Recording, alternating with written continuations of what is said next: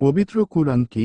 পবিত্র কুরআন আল্লাহর বাণী, যা হযরত জিবরাইল এর মাধ্যমে আমাদের প্রিয় নবী হযরত মুহাম্মদ সাল্লাল্লাহু আলাইহি ওয়াসাল্লাম এর উপরে দীর্ঘ 23 বৎসরে মানব ও জিন জাতির হিদায়াতের জন্য সর্বশেষ নাজিলকৃত কিতাব। এ সম্পর্কে মহান আল্লাহ তার পবিত্র কুরআনেই ইরশাদ করেন, যারা ঈমান আনে, সৎকর্ম করে এবং মুহাম্মদের প্রতি যা অবতীর্ণ হয়েছে তাতে বিশ্বাস করে, আর এ কুরআন তাদের প্রতিপালকের পক্ষ হতে নাজিলকৃত সত্য, তিনি তাদের মন্দ কাজগুলো বিদূরিত করবেন এবং তাদের অবস্থা ভালো করবেন। সূরা মুহাম্মদ আয়াত 2। অন্য আয়াতে ইরশাদ হয়েছে, আমি তোমার প্রতি কুরআন অবতীর্ণ করেছি মানুষকে স্পষ্টভাবে বুঝিয়ে দেওয়ার জন্য যা তাদের প্রতি অবতীর্ণ করা হয়েছিল, যাতে তারা চিন্তা করে। সূরা নাহল আয়াত 44। এ আয়াতে আজ জিকর বলে পবিত্র কুরআনকেই বোঝানো হয়েছে। কুরআন মাজিদে মানবজাতির জন্য পূর্ণাঙ্গ জীবন ব্যবস্থা ইসলাম দেওয়া হয়েছে এবং খাতামুন নাবিয়িন রাসূলুল্লাহ সাল্লাল্লাহু আলাইহি ওয়াসাল্লাম এর মাধ্যমে ইসলাম পূর্ণতা লাভ করেছে। স্বয়ং আল্লাহ আলাই এই কিতাবের হেফাজতের দায়িত্ব গ্রহণ করেছেন, তাই এতে কোন প্রকার তারিফ তথা পরিবর্ধন ও পরিমার্জনের কোন অবকাশ নেই। কুরআন শরীফ যেমনটি নাজিল হয়েছিল তেমনটিই রয়েছে এবং চিরকালই থাকবে।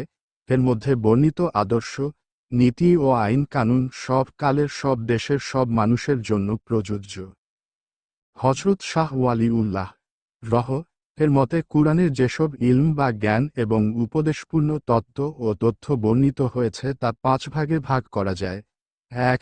ইলমুল আহকাম বা বিধি বিধান সম্পর্কিত ইলম, অর্থাৎ ইবাদত, আমালাত, আশারাত ইত্যাদির ক্ষেত্রে ওয়াজিব অবশ্য করণীয় এবং হারাম অবশ্য পরিত্যাজ্য সহ ইত্যাদি বিষয়াদি সম্পর্কিত ইলম।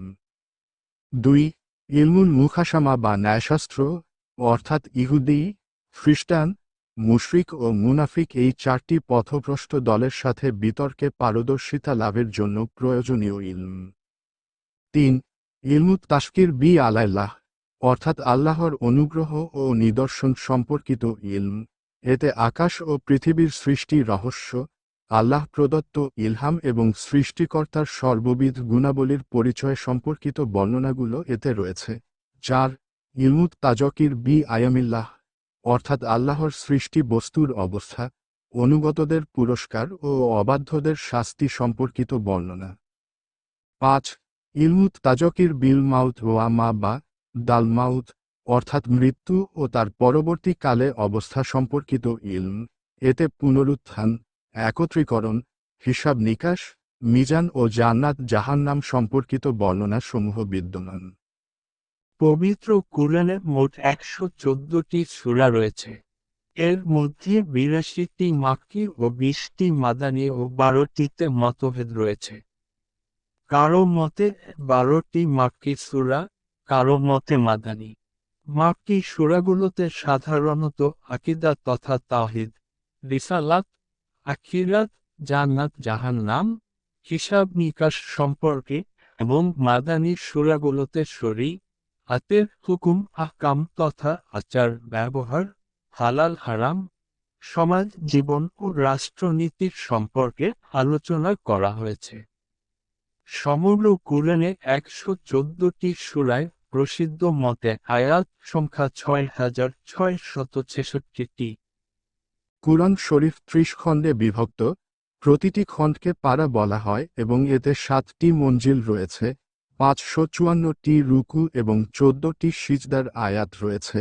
শব্দ সংখ্যা ৮৬,৪৩০, হরফ সংখ্যা ৩,২২,৬৭১, জবর সংখ্যা ৫৩,২৪৩, জের সংখ্যা ৩৯,৫৮২, পেশ সংখ্যা ৮,৮০৪, তাসদীদ চিহ্ন ব্যবহৃত হয়েছে ১২৫৩ বার এবং মাদ ব্যবহৃত হয়েছে ১৭৭১ বার। আল কুরআনে নুকতা রয়েছে ১,০৫,৬৮২টি।